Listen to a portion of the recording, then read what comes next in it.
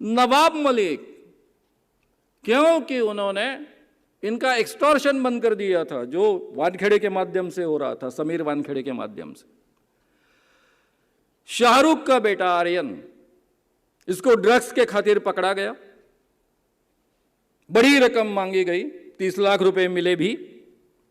उसके खिलाफ नवाब मलिक खड़े हो गए, प्रेस कॉन्फ्रेंस लेकर जाहिर आरोप करने लगे, और फिर नवाब मलिक को अंदर भेजा गया। कारण क्या? हसीना पारकर, ये दाऊद इब्राहिम की बहन, उसका एक साथी सलीम पटेल, इनका जो ऑफिस था, उस ऑफिस के बाजू में उसकी एक छोटी सी पड़ी हुई जगह थी, दुकान था पहले, वहां कुछ था नहीं अभी।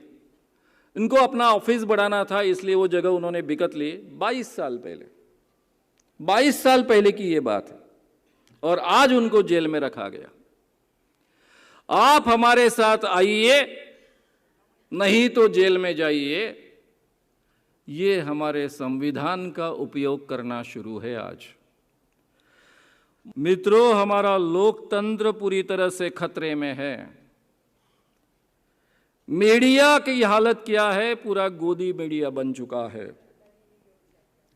सीधे पत्रकारों को नौकरी से हटाया जाता है अगर आप चमचेगिरी नहीं करेंगे तो, थोड़ा सा भी पत्रकारिता का सही धर्म निभाएंगे तो।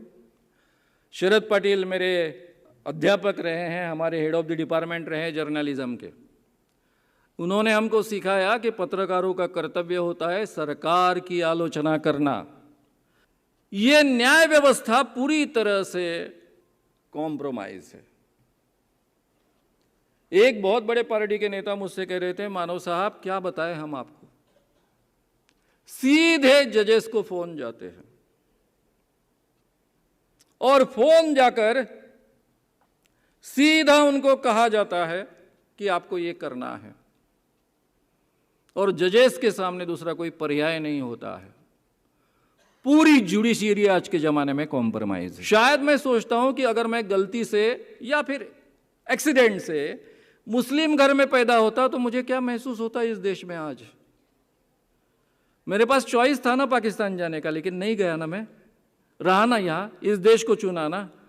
मुझे तब के नेताओं ने आश्वासन दिया था ना कि ये देश आपका है, ये सेक्युलर देश है, सबका देश है। क्या महसूस करता मैं अगर क्रिश्चियन होता तो क्या महसूस करता। तो इस देश में फ्रैटर्निटी की हाल क्या है आपको कहने की आवश्यकता नहीं है। मणिपुर में क्या होता है हम सब जानते हैं। केवल हमारा एजेंडा सिद्ध करने के लिए हम मणिपुर जलने देते हैं। जस्टिस के बारे में बताया मैंने, चारों मूल्यों के बारे में। ये चारों मूल्य आज कॉम्प्रोमाइज हो चुके हैं। मैं तो जब विद्यार्थी था तब देश की स्वतंत्रता बचाने के लिए जेल में गया था, करियर सामने था, पढ़ रहा था, इसके बावजूद गया था। आज वैसी ही परिस्थिति निर्माण हुई है।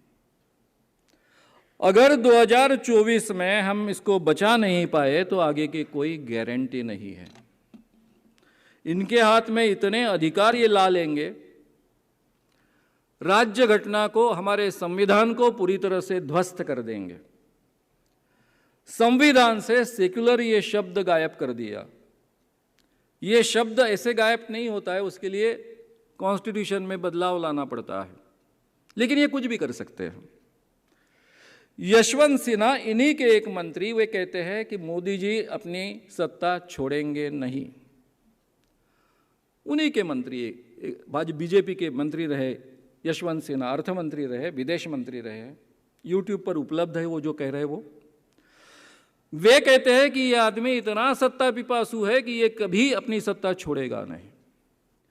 ये हिंदू राष्ट्र आया तो क्या होगा, और उस दिशा में ये चल रहे, छुपा कर नहीं रख रहे, प्रकट जाहिर तरीके से आपके सामने उन्होंने एल्गार कर दिया है, ऐलान कर दिया है।